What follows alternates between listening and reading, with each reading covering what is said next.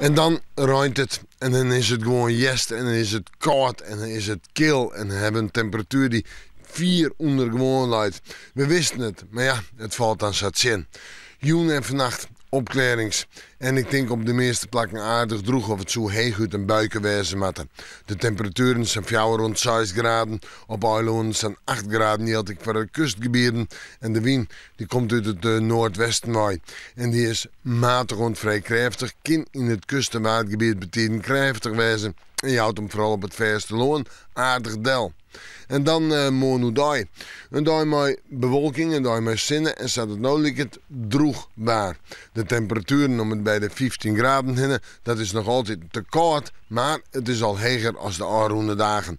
En de wind die draait naar het noordwesten en het westen en die zal zwak of matig worden, maar eerst in het waardgebied nog vrij krachtig.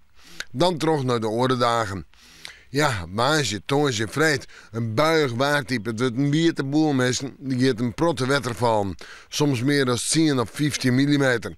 En de zinnen, nou die rijdt het haast net op. Ja, dat kan dan wat letter in de wieken wezen. En dan de temperaturen zijn 16 graden op waasje, zijn 18 graden op tongetje en zijn 17 graden op vreit. Het houdt net oer, maar de temperaturen gaan wel omheen. En we moeten morgen maar weer even in het waarsje.